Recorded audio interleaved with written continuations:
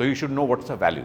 Similarly, you want to purchase a house, okay, for your staying, for your residential purposes. So you must know what is the price you are paying, whether it's the right price or wrong price. Okay. Similarly, if you want to buy a share or you want to buy a company, okay, in case of merger and acquisitions, you purchase a company so that your company becomes bigger. Okay. If you are already doing business, like many companies, they have bought more companies to grow inorganically as big. I mean, they want to increase their footprint. Okay. Or you want to buy a share, like suppose you want to buy Reliance. Today it is trading at around 1400. Do you think that is it worthwhile to buy this share? So you want to know whether it's a real price and how far it will go. Whether it's underpriced, overpriced currently in the market. Fine. So these are all very important questions from all respects, as an investor, as a business person, as a for anybody. So this is a very, very relevant subject. And till about 15 to 20 years back, I never knew about how to find the value of a house. Suppose I want to purchase a house. So we used to ask other people and say, what is the price of the house? So if you have to check whether I am paying the right price, or it's overpriced, underpriced, or whatever, I want to buy shares. So now I know everything. Now decision is mine whether I should buy or not. Okay. Now there is a market of everything. There is a market of stock exchanges where all the companies are listed. Not all, but at least more than 10,000 companies are listed in the stock exchange. Okay. And you come to know about the prices of various companies, the share prices of those companies. Okay. And suppose you go and want to buy a house or a piece of land. Okay. The price you will come to know from the broker, either from various sites which are available. So what I'm doing, I'm recording this lecture. Okay. So that if anybody misses, he can again watch this lecture. I'll try, see that it gets perfectly recorded. So this is the first time recording. Last time I didn't record it. So I'm just trying. Let's get recorded and there is no issue. Okay. So, so you want to know. Okay. So there's a market. First of all, there is always a market for everything you want to purchase. Okay.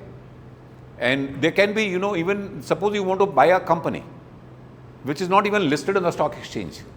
It's a private company and you think it's doing a good business, but you don't have any stock exchange to know what is the price at which that company is trading at. So you come to some kind of a roadblocks where you don't know how much price you should pay for a company which is not listed on the stock exchange. Okay. So all these answers will get in this course. How to value anything in the world. The simplest thing a person wants to know, but you have to value, you can value anything which will give you some kind of a return in your life. But something which will not give you any return, you can't value it. Like, if you say what should be the real price of the gold, you can't know it because it's not an economic asset. Okay. But all other assets, land, building, shares, companies, they are all, earning assets. So this mechanism gives you a way out to calculate what should be the right price. Now, there is always to know that what should be the right price. Now, when we say right price, we say what is the intrinsic value of the share. Okay. What's that called? Intrinsic value. Okay. That should be what should the real value. If suppose Reliance is currently trading at 1400, is it the intrinsic value? Answer would be no. Either it is overpriced or underpriced, isn't it? If the market is too optimistic about Reliance, the people will keep buying and push up the price. If they feel otherwise, if suppose something happens and today, yesterday night, Trump had, announced its tariffs. So the market is going to tank today. Okay. So it's going to tank and some of the shares are going to be butchered. Okay. So the price will come down. So that means those shares were traded at a higher price and now with the news, they have come down. So the market will never price the shares at the right price. They don't price the share at an intrinsic value. That means the real value. The real worth of an asset is not given by the market. So that's why there's a famous saying that the market makes mistakes. Markets make mistakes. That means markets are not perfectly, pricing any asset. Either the asset will be too high price or will be too low, or sometime seldom 5% chance that it is at the right price. Okay. So the first mechanism which we are understanding, which is the most easiest one, is the relative valuation, which is not helping us to calculate the intrinsic value of the share or asset price, which is real, but at least what should be the market price of that asset. So it is not a valuation method, a perfect valuation method, okay?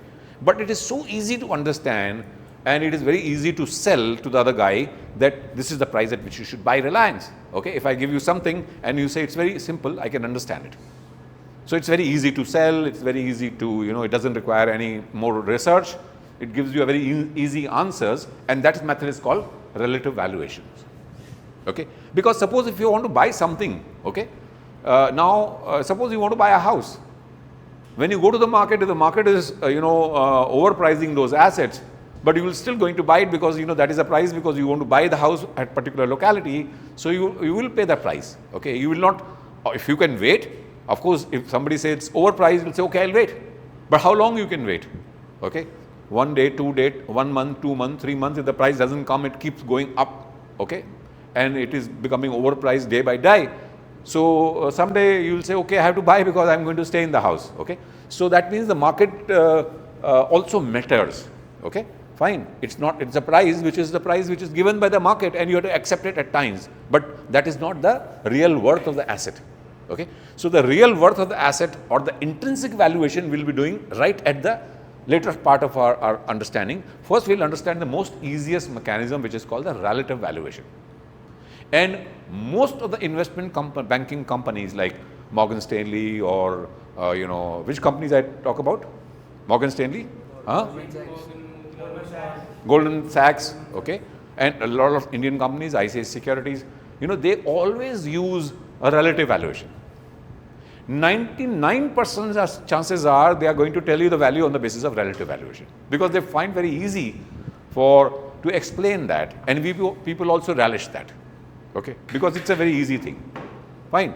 So they will always give you, and then they say that, we have done the intrinsic valuation also, okay? And the value is somewhere very near to the valuation which we have arrived, okay? So they'll try to convince that it is an intrinsic valuation, but it is not. It is a relative valuation, which is not the right valuation because it is a pricing, okay? We are calculating not the valuation, what should be the right price. The right price is what price which are being sold in the market. If you go and buy mangoes, and mangoes are available at 100 rupees a kg, you say this is the price. And somebody said they are very costly. So you can't wait. Otherwise you have to go to wholesale market and, do a lot of, things to buy it. In wholesale market you have to buy in, bulk. But you pay the price and buy it. Whether it's the overpriced, underpriced, it doesn't matter, okay? Sometimes you change, you go to a market where it's a cheaper market where you get a slightly cheaper, but then the quality also goes down, okay? Fine. So this method is very easy to understand through real estate. So I gave an example last time. I'll keep giving this example till we have a lot of people in our class, so that everybody is on board, okay? I'm starting the lecture already. We have already coming into the relative valuation, but I will keep beating around the bush. But then we will be entering into an exercise mode, and I'll give you an assignment, which you will always love to do that, because it will involve a lot of research on your part, and all the research is available so easily. As you'll find, I'll just share you the sites, okay? So relative valuation examples. So instead of going and understanding the whole concept, let's understand through an example, okay? First, example, relative valuation suppose you want to buy a house in Andheri West. All of you know Andheri West in Mumbai. There's a place called Andheri West, Andheri East. In fact, the first time when I went to Mumbai, I stayed in Andheri, okay?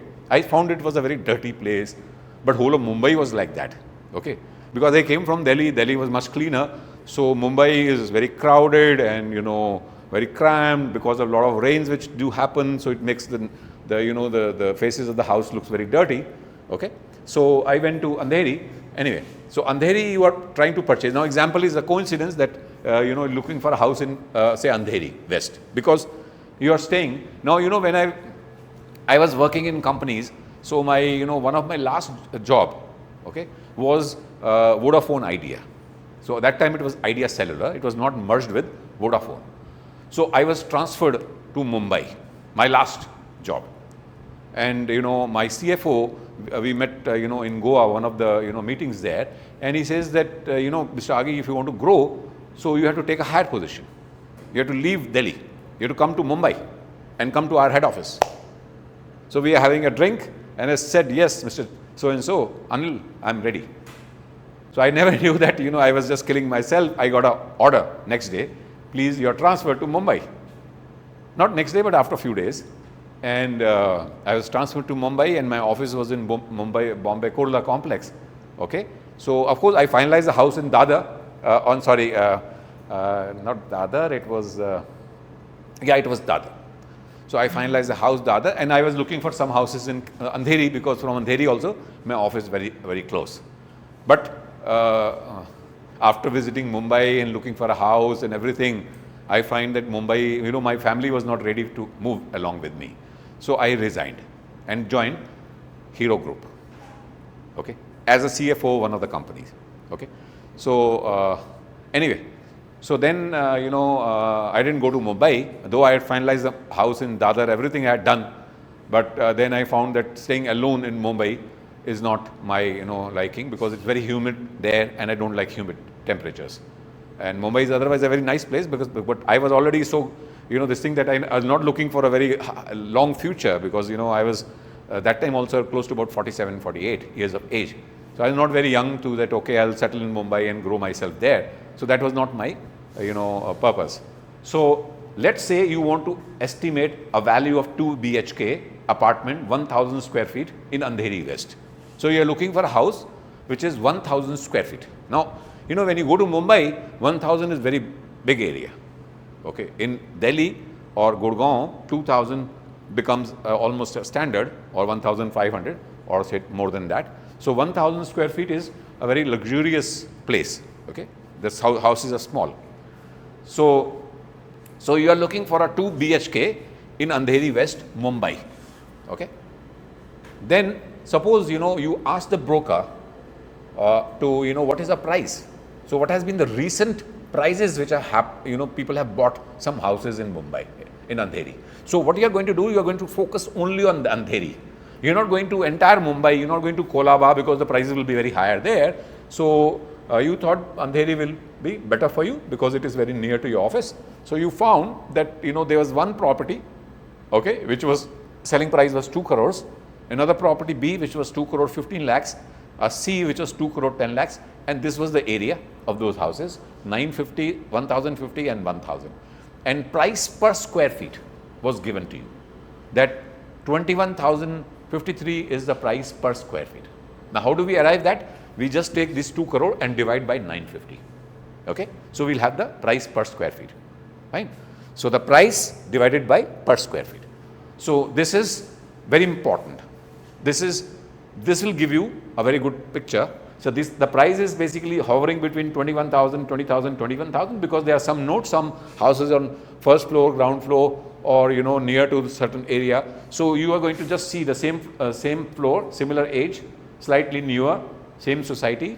Okay. So it should be very close by areas, because the property rates will be almost the same. Only somewhere the property rate will be higher because of some additional advantage to that house. Otherwise, property rates are going to be almost in the same directions. So what you did was now adjust for differences. Now if you think that one house is very costlier because it is a park facing or a sea facing, that will be very high.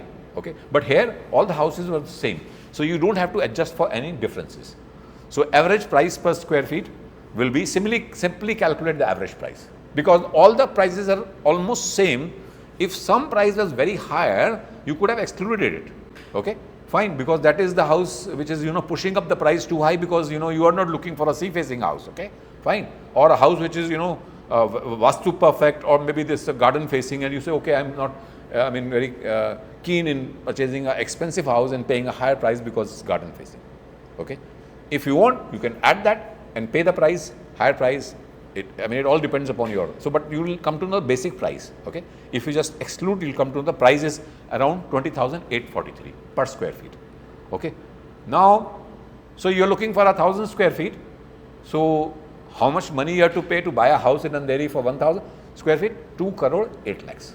So that means, first of all, so this is called a relative valuation mechanism. That means comparable pricing mechanism. So what you did was, so your choice was that you are going to buy a 1,000 square feet house. Okay. Then You looked for all the houses in Andheri West, okay, and what were the different dealings which are already happened, okay. You calculated the price of the house, okay. If there was a big differences, you would make some kind of adjustments, okay. Otherwise, you will remain the price same, okay. And then you are going to apply the price to your own house which you are going to buy, 1000 square, okay, fine. So you calculate the price of the house. So you know that you should have 2 crore rupees to buy a house, 2 crore 8 lakhs to buy a house of 1000 square feet. So this is called relative valuation, okay. You look for comparable assets, calculate the pricing and multiply and get it, okay. Similarly, let's say that you are buying a house in Delhi, a place called Saket, okay.